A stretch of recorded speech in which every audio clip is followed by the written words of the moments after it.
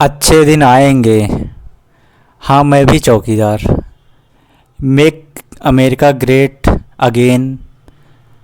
27 साल यूपी बेहाल। Yes we can. नमस्कार दोस्तों। द पॉलिटिकल मंत्रा के आज के एपिसोड में हम बात करेंगे स्लोगन के बारे में एंड किसी इलेक्शन को जीतने के लिए स्लोगन का कितना इम्पोर्टेंस होता है उसके बारे में बात करेंगे।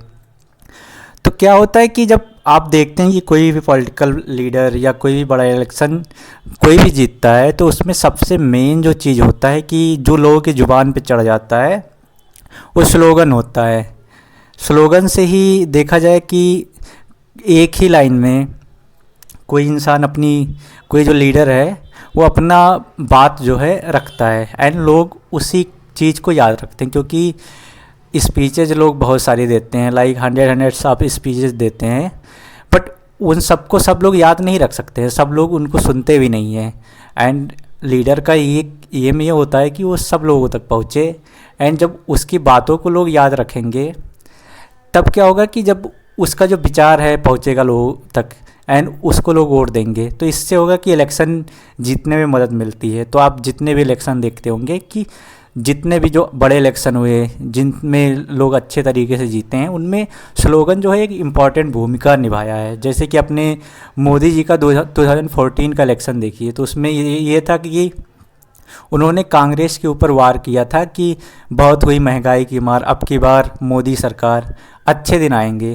तो लोग भले मोदी जी का मतलब 2014 का स्पीच ना याद रखे हों, बट किसी से भी पूछिएगा जब कि अच्छे दिन आएंगे तो ये किसका है, तो सब बोलेंगे मोदी जी का।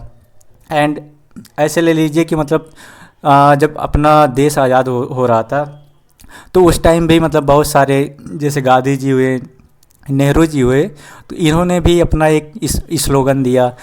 जो अपने नेताजी सुभाष चंद्र बोस थे उन्होंने जय हिंद का नारा दिया, दिल्ली चलो का नारा था। इसी टाइप से था कि स्वदेशी अपनाओ, फिर ये था कि अंग्रेज़ों भारत छोड़ो। तो इन स्लोगन का बहुत ज़्यादा इम्पोर्टेंस होता है एंड स्लोगन डिफाइन करने के लिए बहुत सारी मेहनत लगती है, बहुत सारा मेहनत लगता है एंड बहुत सारा डेटा कलेक्ट किया जाता है। कि जैसे मान लीजिए कोई लीडर है जो लड़ रहा है इलेक्शन एंड उसका टारगेट ऑडियंस है, मान लीजिए किसी के लिए यूथ है, तो उसका जो स्लोगन होगा वो रोज़गार को लेके होगा।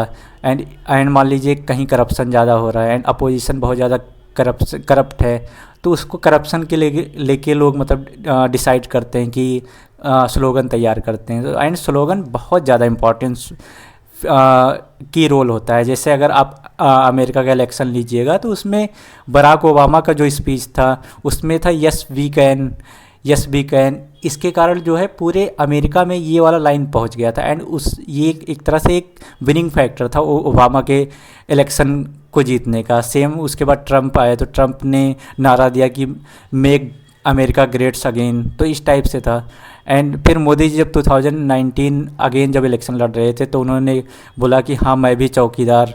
एंड इस तरह से ये हुआ कि इलेक्शन जो है एक तरह से ये हो गया कि हाँ ये लीडर जो है इस पर भरोसा किया जा सकता है।